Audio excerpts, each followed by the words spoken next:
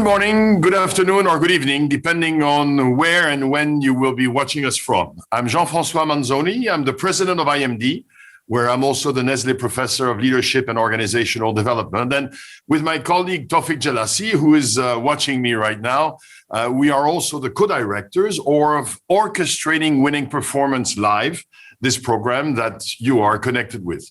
We're delighted to welcome you to OWP Live 2021. Of course, in an ideal world, we would have considered bringing you to Lausanne, but of course, circumstances prevent that. And what we have found over the last 18 months is that this format, this live format, actually has a number of advantages over even face-to-face program. And one of these advantages is that it enables us to have some great keynote speakers who might not have been able to join us for the program if it was a physical one, but are able to join us on a live program. Voilà. So a warm welcome to all of you. This is keynote session number 1. We will have, of course, a keynote intervention at the start of the European Day, and then for European and Asian Day, I should say. And of course, for those of you who watch from the Americas, you will have an opportunity to see this in replay later in the day. Our guest this morning is Antoine de Saint-Affrique. He is the CEO, the Chief Executive Officer of Barry Callebaut. Barry Callebaut is well known from some of us. You'll see why in a second. But for those of you who don't know the company, it is the world's leading manufacturer of high-quality chocolate and cocoa products. And importantly, and you'll hear more about this in a second, Barry Callebaut is also a company that is committed to make sustainable chocolate the norm by 2025. Antoine has been in this position since October 2015. Prior to that, he had spent 15 years at Unilever in a variety of roles, but let me highlight 3 of them. Executive Vice President for Unilever's Central and Eastern Europe region, an area covering 21 countries, and then Executive Vice President of Unilever's skin category, where you would find brands like Dove and Lux. And then from 2011 to 2015, President of Unilever Foods, at the time a 12 billion euro business, and a member of Unilever's Group Executive Committee. Prior to joining Unilever, Antoine de Saint-Affrique was marketing vice president and a partner at Amora, a foods company acquired under a leverage buyout from Danone Group. And of course, Danone is going to come back in this short introduction in a second.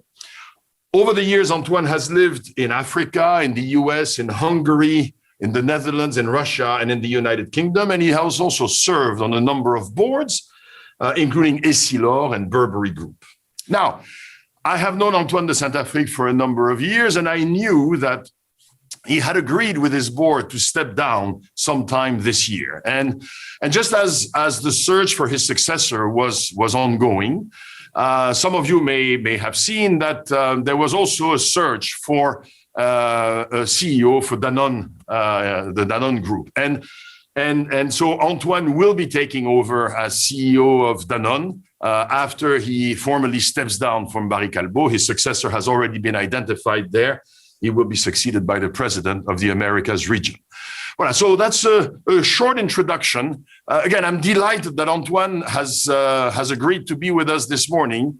Over the years, I have found him to be a remarkably insightful and also very caring executive, and I'm really looking forward, to hearing some initial remarks from him and then asking him a few questions. And then, of course, we will turn to your questions, which hopefully you will enter through the chat. Voilà, that's the introduction. Antoine, hopefully you're still with us and you can take over the keynote speech. There is a bit of chocolate in the background. So good morning, Jean-François. Good morning, everyone. Delighted to be with you.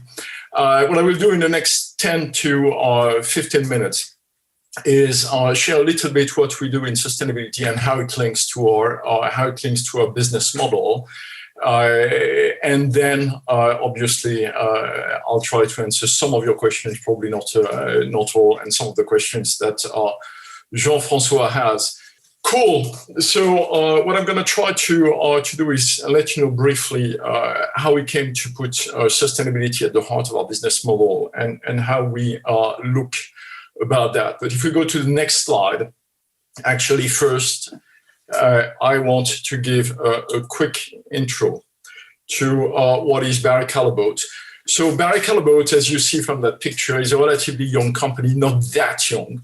But it's a company that was created 25 years ago by an entrepreneur called Klaus Jacobs, who was the inventor, the founder of Jacob Suchard. When he sold Jacob Suchard to Philip Morris, he created Barry Callebaut by fundamentally merging two companies. So Barry Callebaut initially is the merger of a very old French company, Cacao Barry, which was created actually by a Brit who fell in love with a French lady and settled on the side of the Seine and was selling chocolate and actually sourcing cocoa beans from Africa in the midst of the 19th century.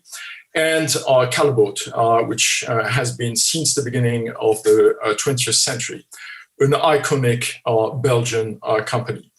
We are listed on the Swiss Stock Exchange since 98. As Jean-François said, we are the world's leader of high-quality chocolate and cocoa products. You can find our products. We're only a B2B business. We sell to large manufacturers, small manufacturers, restaurants, confiseurs. You can find our products in about a quarter of the world's chocolate, 20 to 25%. You can find our brands to the service of confiseur and chocolatier, like Van Houten, like Cacao Barry, like Callebaut. But our brands can be, or our chocolate can be found in products as diverse as Oreo cookies or Magnum ice cream or many other products that you are eating every day. Our job starts at the farm gate, so we don't own land. We have a bit of experimental land, but we buy cocoa beans. We buy cocoa beans from smallholder farmers because it's a smallholder farming business. It's a business that is hugely regulated. So our governments in Africa are directly or indirectly controlling the industry and setting the price. About 70% of the volume worldwide comes from West Africa, and so we source cocoa beans, and we make chocolate, and we do about everything in between. We were born as a family business, as I said, founded by Klaus Jacobs. The Jacobs Foundation, I'll come back to that in a minute, is holding about 30% of the share. There are more shares with the family. There is still a presence of the family to the board, but the vast majority of our business is now floated. We are listed in Zurich. We are part of the SIX Sustainability Index. The roots of the company are very deep, and the values of the company are very deep. Doing good by doing well is something that is at the heart of what we have been doing since the beginning of the company. Our main shareholder, Jacobs Foundation, is a foundation that was created by Klaus Jacobs to give access to education to those that needed it the most and raise basically the level of science of education through a research prize in education, by subsidies to a university in Germany, but also with very, very concrete actions, in particular in our cocoa growing community. So the more we sell chocolate, the more money we make, the more goes into education in forms of dividend, which obviously gave us from day one a very strong sense of purpose as a company and a very strong set of values. For a very long time, based on that, we had been pretty active in the fields, doing lots of things in the field of corporate social responsibility, which we were feeling good about. But at some point, and back in 2016, we realized that corporate social responsibility is nice, but it's just not good enough. And it's not good enough because it's not necessarily lasting, because it doesn't have an impact, And because whilst it was core to the values of the company, it was in some ways peripheral to our business model. And being peripheral to the business model, there was a risk that in times of crisis, this would be our challenge. So not enough from an impact standpoint, we thought, and peripheral to the business model, which I thought was a bit of a challenge. So in 2016, we made a very bold decision, and a very bold decision was to put sustainability really at the heart of our business model by launching not only a program, but a movement called Forever Chocolate, with a very, very clear goal. And what we did then, or what we said then, is we would lead a movement, and movement is important, acknowledging that we cannot do everything by ourselves, to make sustainable chocolate the norm, and do it in a way that was business driven. So do it in a way that was focused, do it in a way that was time bound, do it in a way that was metricated, and do it in a way that was absolutely centered on what the core business stakes were. So we took 4 metricated commitments to be delivered by 2025, and 4 that are linked with one another and linked to the heart of the business.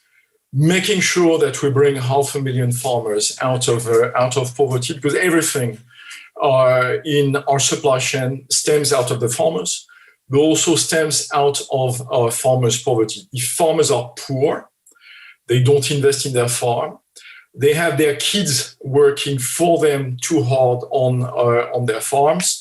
When their kids are of age, they cannot inherit from the farm because the farm is too small. So they go in the forest and they clear a small plot of land to start another farm.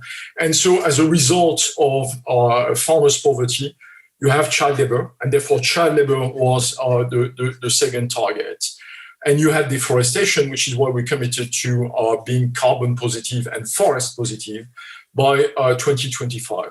And if you do that based on cocoa, obviously you need to strive to do that also for the rest of your ingredients. So when we came to our board with that, and then when we came more to the market with that, there were a number of questions. I still remember a few analysts at the time asking or hesitating to see whether it was prescient and whether at the time sustainability had that an important role to play, and making bold commitment for which we didn't necessarily have all the answers and which we knew we couldn't deliver only by ourselves was something that was very prescient, or whether it was totally irresponsible tree hugging. So we had pretty vivid conversation, and we had as a company a very clear view.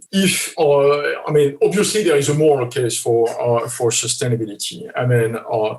You cannot simply let forests be cut. You cannot simply accept that child labor is something that is here and inevitable.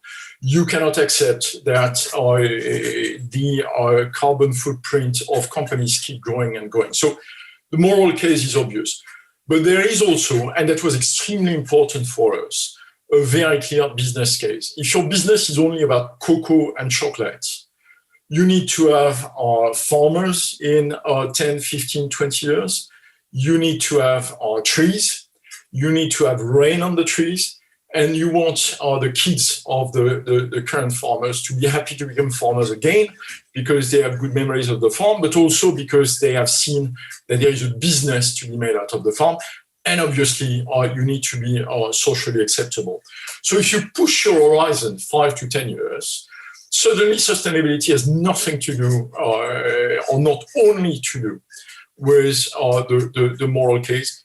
It becomes a really concrete, strategic business case. And that shifts the way you look at it, and that shifts the way you tackle it. There is also, obviously, a leadership case to it. If you're sustainable, you engage your employees, you retain your employees, you get different and better people, and therefore you make your business better. What has been confirmed ever since, obviously, is business as usual anyway. Doesn't make any sense. I mean, there's, and we see day after day, it's economically risky. It doesn't make sense from an environment standpoint. It doesn't make sense from a social standpoint. And it carries all kinds of risks. So the choice was very clear to us. Either you lead and you treat it as a business issue, or if you go beyond the horizon of the quarter or beyond the horizon of the year, and you project yourself 5 years or 10 years out, you will fail. So we made the choice to lead, and we made the choice to treat sustainability at the heart of our business model as a business challenge. So we started by thinking in terms of our ecosystem and impact. So not trying to solve things in a way that is topical, not try to solve things in a way that is a quick temporary fix that makes everybody feel good but doesn't move the needle on the long run, but look at things in an end-to-end way, and look at things through a lasting impact lens. I was telling you, if farmers are poor, they will ask, as was the case, by the way, in Europe 50 years ago, their kids to work on the farms and do things they shouldn't be doing on the farm. It will have an impact at some point on deforestation. Agricultural practices won't be the right ones. As a result, you won't have sustainable chocolate. So we started thinking ecosystems. We started thinking impact. The second thing we did is drive it as a business. If it is a business issue, it needs to be treated as a business issue. So define what is the issue, test solution, put targets in everybody's target, by the way, in the management targets, measure, okay? Staff where we need to staff, leverage technology where we can, so that you really treat it as a business opportunity with fundamentally two lenses. One is, how do you create a competitive advantage to your business on the basis of sustainability? So how do you improve your business? Or how do you defend your business? How do you make sure that you keep your license to operate in the long run? And therefore, as I said, positioning it at the heart of the business model. What we did as well is, because we are fully aware that we cannot solve it all by ourselves, is start thinking in permanence partnerships. Think in ecosystems. So partner with NGOs, partner with governments, partners with our customers, obviously, but also partners with competitors in a pre-competitive way, to solve issues in a structural way that you wouldn't solve by yourself. This is what we did a couple of years ago with the International Sustainability Unit of Prince Charles and the entire industry, be it the consumer goods industry or the cocoa and chocolate industry, creating a cocoa and forest initiative to put an end to our deforestation in a way that was all based on partnership, and by the way, which is yielding effects. The other way to look at it is think opportunity. We just launched, and I cannot resist a bit of advertising towards the end of my introduction. We just launched last week a chocolate we called whole fruit chocolate. The start of it is sustainability.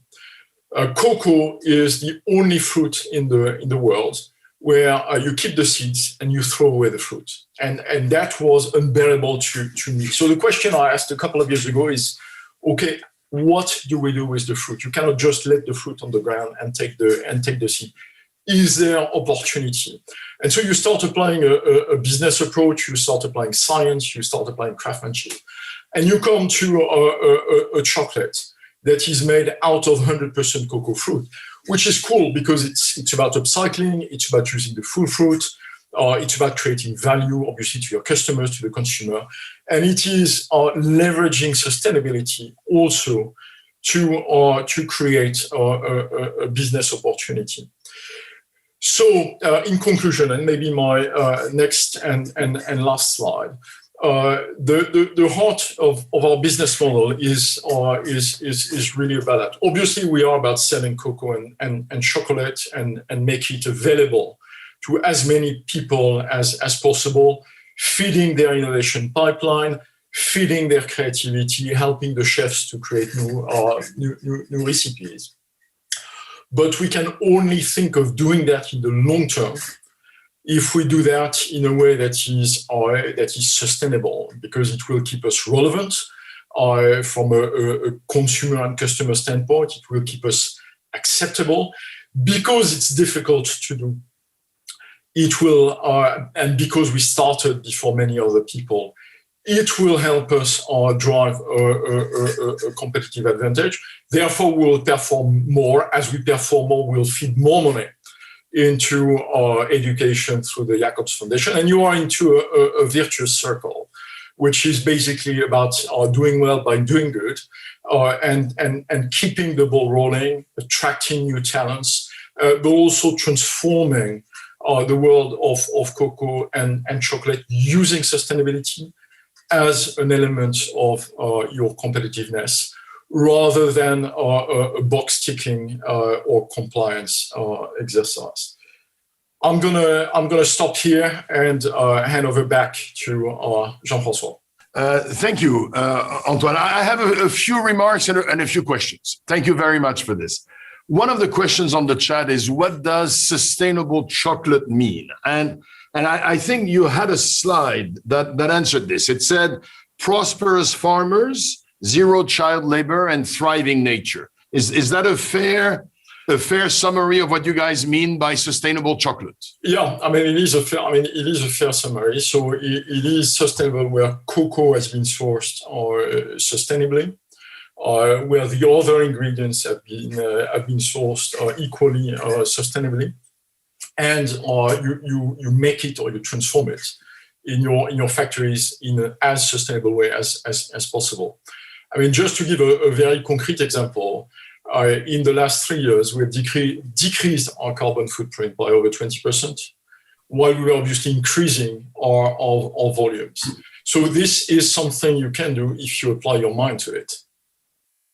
Now, let me also try to summarize, I think, some of the points you made. You said there is a moral case for sustainability, there is a business case for sustainability, and a leadership case. Now, if I focus on the business case for a second, what I heard there's a consumer side. Clearly, customers and consumers have expectations of us. There's an employee side. Our employees also prefer to work for an organization that is doing good for the world. Then I also heard there is and will be a regulatory side. Regulators are basically increasingly forcing organizations to internalize the cost of their actions. But I also heard there's an innovation side, which we don't often mention. We mention often the consumer side, the employee side, and the regulatory side. But the innovation side is interesting, right? Where you say, look, the fact that you're thinking sustainability leads you to say, in your case, of course, hey, can we do something productive with the fruit? And that spurs innovation and new products. Do you think that this idea that sustainability can lead to innovation, do you think that that's generalizable to other industries? I'm absolutely convinced of that. Actually, it goes back to treating sustainability as a business opportunity. If you know it's there, and if you know it is important for the consumer, for the customers, and for the employees, then the question becomes, well, how do you out of it create a competitive advantage? And the competitive advantage could be out of innovation. The competitive advantage could be at the speed at which you become sustainable, because really sustainable, which is not something that is easy. So the sooner and the harder you go at it, the more competitive you are. It has also an impact on it can have an impact on your costs and your cost performance. if you get much better or work at getting much better at your carbon footprint, it has a direct impact. I'm not even talking of the existing or coming carbon taxes, which will have to be internalized in the cost of companies. But it forces you to think of different business model, and it's true for innovation. I talked about whole food chocolate. It's true about the way you think of powering your factories. I mean, reusing your cocoa shells to power your factories. And by the way, when they've been used for that, reusing them as biochar and fertilizer. And suddenly you make another business model out of that.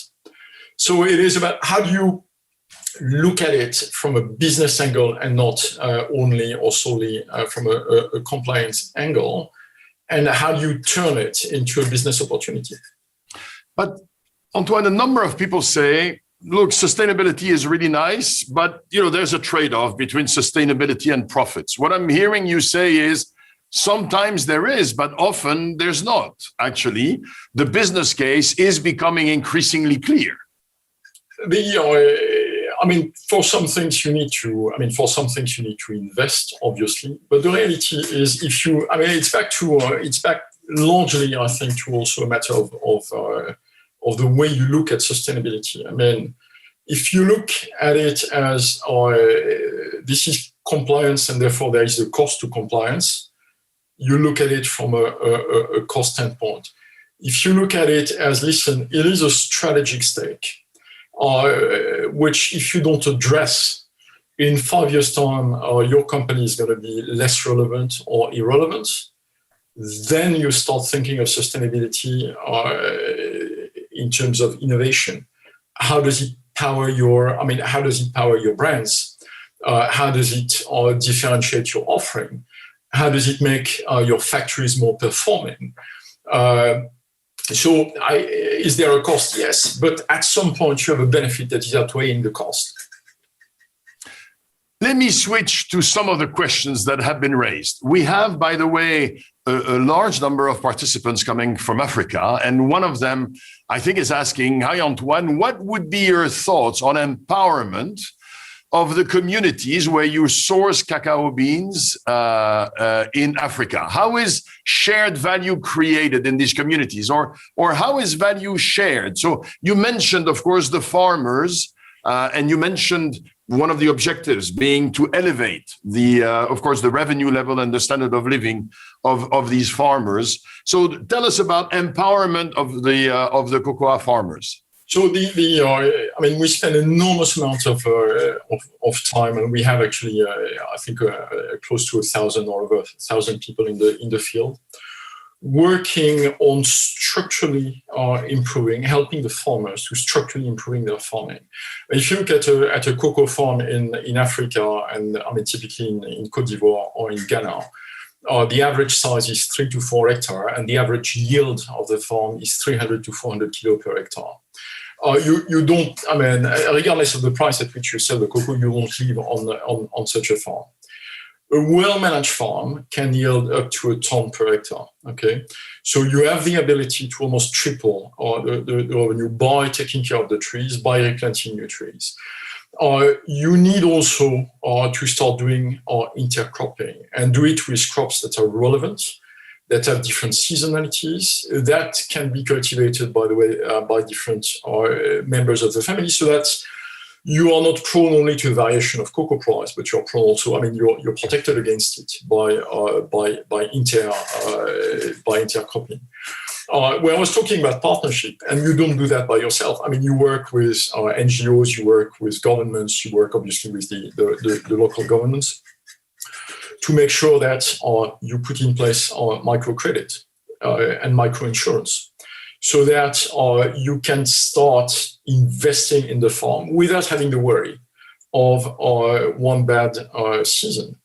Obviously, you work with NGOs and the government to encourage them to keep improving the infrastructure. There is a huge difference in a community when there is a well that is not too far from the center of the community.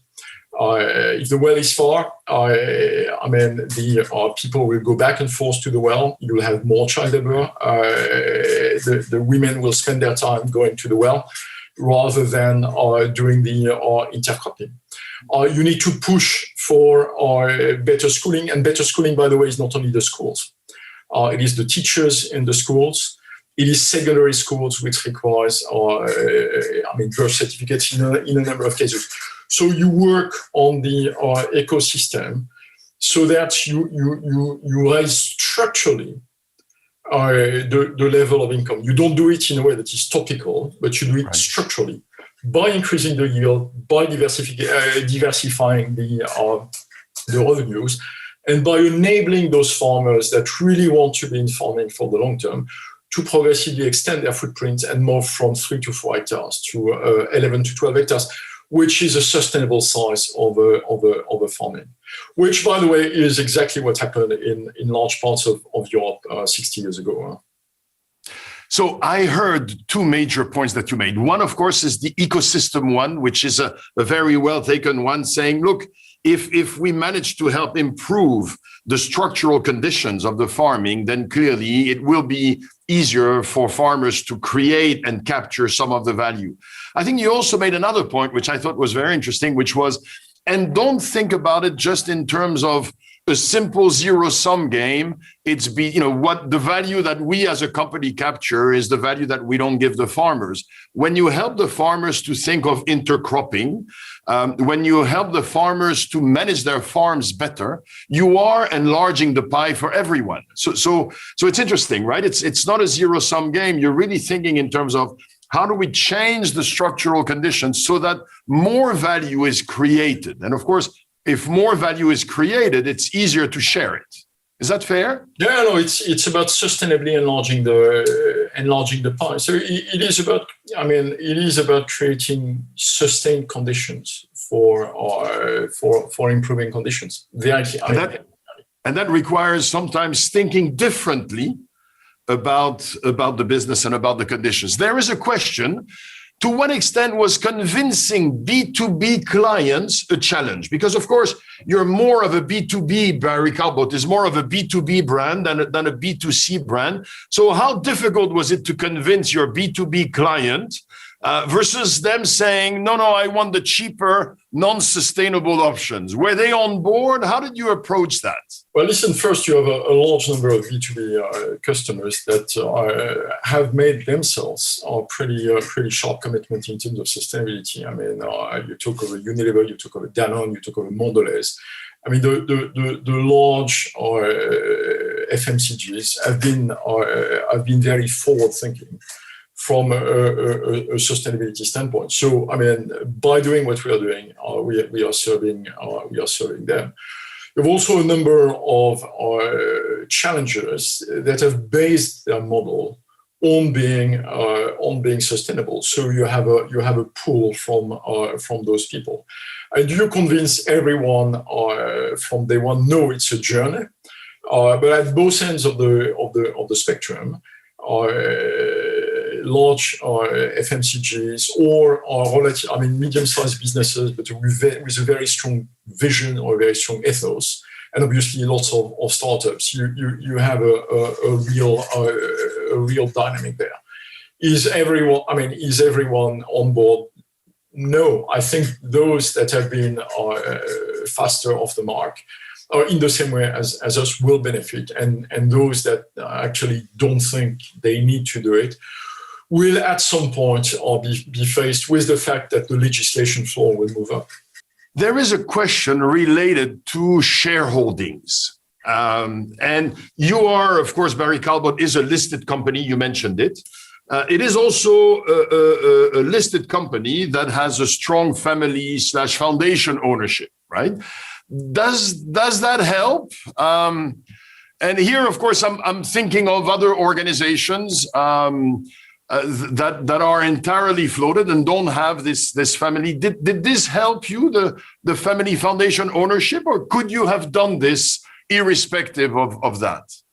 It always helps to have a long-term shareholder which is forward-thinking and forward-looking. So absolutely, certainly it does help. But you've seen other large companies making similar types of commitments, and we are mentioning two with whom I have been acquainted historically, Unilever and Danone.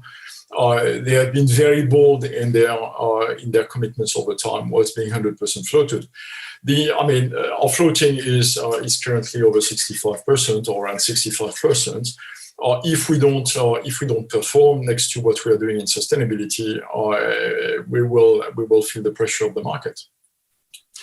Now, there was a question on why did you pick these four big elements, these four areas of focus? And I think the question is also interesting for the rest of us, because maybe it helps beyond, what I mean is beyond the specifics, because it helps us think through how would I do this selection in my own businesses. So how did you focus on these four? It's a very good question. Actually, that's one of the discussions we had when we put the program together. There are many things that can be done in sustainability. All of them have a real importance, and all of them have a moral legitimacy. The way we went at it is, what are the things that are truly material to our business, and on which addressing them and being competitive on them will make our business better. So the strength of the link to the business, the dimension of it being core to our success was actually the filter. There are plenty of other worthy causes on which we will do our best to be more than an average good citizen. But we wanted to be very focused on things that really mattered to make our business better. So that was the filter. And it goes back to putting sustainability at the heart of the business model. So not going for something that is a large compliance exercise, even if we do compliance, but something that was really at the heart of our business model. And at the heart of the business model, I guess in your case, also involved and at the heart of the footprint that we have on the world, right? Because when you work... Listen, if you talk, for instance, carbon positive, forest positive. If there is no rain, there won't be trees. If there is no trees, there won't be cocoa, because cocoas are growing on trees. So suddenly it's not a matter of footprint on the world. It is also a matter of footprint on the world. But if you don't have rain on the trees, you won't have cocoa. So it is a fundamental material business issue. Okay. There are two questions related to the transformation of the organization as such. So clearly, just like as a company, you can't do everything by yourself. You need partners in this ecosystem. As a leader, of course, you're not doing all of this by yourself. You've got to lead the organization, convince. And so how did this process go? How long did it take? Was it difficult for you to get the organization to embrace this new point of view that said, let's not think about this in terms of CSR anymore. Let's think about it in terms of core to our strategy, core to our activities. How difficult was it to lead the transformation, and any insights that you can share from us on this front? If you look, there were probably two opposite, but in some ways similar sized challenges. The first one is accept that we would commit to things we know are the right things for the long term of the business, but we don't know exactly how we're going to do them. And we know that we cannot do them by ourselves. So it is putting out extremely bold ambitions without having all the answers. And that took a real leap of faith, because there was obviously a huge element of discomfort with it. And that we overcame by, saying, well, first, whether we like it or not, that's the right thing to do for the future of the business, and I'd rather end at 95% and having tried rather than not having tried. So that was step one. Our challenge number one. Challenge number two was the opposite challenge of that, and it goes back to an earlier question, which is the minute you accepted that 4 things are important, there are 20 others that people are pushing. Because they like water. Water is important, because biodiversity is important, because, and keeping the thing extraordinarily, or the place where you put the bulk of your effort, extraordinarily focused, is extremely important. I think we were able, out of that, to generate a real engagement within the company. So obviously it was resonating with the values of the company.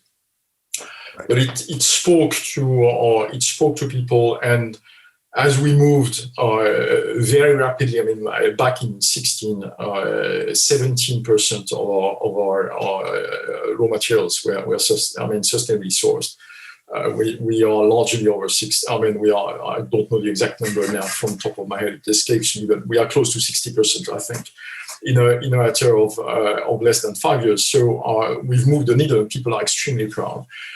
Making sure that it remains very concrete up to the shop floor was something we spent a bit of time on, to make sure that it wasn't only the mission of R&D, of the salespeople, of the chefs, and of sourcing guys, but that it was dripping throughout the organization and staying alive. We put it from day one, by the way, in the targets of management as a metricated thing, and it has been since 2016. 2 final quick questions. First one, when you lead a transformation like this, you said, look, there was some skepticism, there was some pushback, there was also some tendency to say, hey, could we also do this? Could we also do that? That puts you as a leader a little bit at odds with the organization, where you sense the pushback, you sense the resistance. How do you deal with that resistance? Do you ever say to yourself, oh my God, yeah, maybe they're right? How do you deal with the doubt and with the challenge from the organization? Well, it's a combination of 2 things. You listen to, you listen to people, because generally, if people come to you and say, which happened in this case, you're barking mad, you try to go beyond your barking mad to understand why they think you're barking mad. So to try to, well, first see whether you've missed something big. And second, see how you're gonna address your concerns, so that they jump with you in the water rather than look from the side. So there has been quite a bit of discussion, quite a bit of listening, which is one dimension. But then it's about your strong beliefs. It's about your power of conviction. It's about you taking your team with you. So you will not escape a dimension of leadership to it, and you have to be ready to stick your neck out, and accept to be accountable for it. Even when you manage the transformation well, there is still friction, right? And as a leader, we have to be willing to accept that friction and work through it. There was another. By the way, friction is good. I mean, in a world where, or in a company where the values are shared, so people share the same intent, share the same value, friction is good, because it brings if you listen well enough, it brings the problems to the surface, and then you can tackle them. There was also a very good question on, did competition follow? So you said it's going to give us a competitive advantage, but that competitive advantage may not be long lasting. Did competition follow? Is that a concern for you, being imitated, or is that okay? No, I think it's great, actually. I think it's great because, number one, the more people become sustainable, the better it is for both the industry and the world. So I think it's very good news. we do lots of things pre-competitive together with competition. And the fact that competition is pushing is good news. Competition makes you better. So actually, I love the idea that competition is catching us or catching up or trying to go even faster than us. Because it forces you to be on your toes all the time and look at what should you do differently, how do you learn, how do you move faster. So competition is good, and competition moving fast there is doubly good. So there were several questions, and we're coming to a close now. There were several questions on the chat linked with, but how about the trade-offs? How about the short-term impact on profitability and so on? I think that one of the things that I hope all our participants got out of this talk is, of course, in a number of cases, there are trade-offs. Of course, in a number of cases, a strongly sustainability-focused approach will lead, in some cases, to cost increases and to margin pressure. But I think that one of the things that you heard from Antoine de Saint-Affrique today is that if you think about it creatively enough, and also if you think ecosystem, and if you think enlarging the pie, actually the trade-offs may be less than we think. And it is possible not just to trade off and to reduce our stake, but by increasing the pie to make it a win-win for the world and also for the organization. So, Antoine, we have to stop here because we've committed to giving people a bit of a break between sessions. I really want to thank you for taking the time to be with us and for sharing these thoughts. And again, I'm encouraging all of us to see this, of course, as the first session in a three-day program. We're not going to answer all of your questions within this 45-minute session, but hopefully this session opens up your mind, opens up new perspectives. Again, our predecessors were absolutely convinced that sustainability was not supported by a business case. I think there's a new generation of leaders that is showing us that actually the business case requires hard work, focus, ingenuity, and innovation, but the business case is increasingly there. And at IMD, we believe that it's not only possible to do well by doing good, we believe that increasingly it will only be possible to do well by doing good. So, Antoine, thank you very much for getting us started on this journey. All the best to you. Of course, a great new challenge as of September. Danone, an organization that has historically, of course, been a precursor and an innovator in this notion of doing well by doing good. And I know you're going to do wonders for them, and I look forward to staying in touch. Thanks again. Merci. Bye-bye.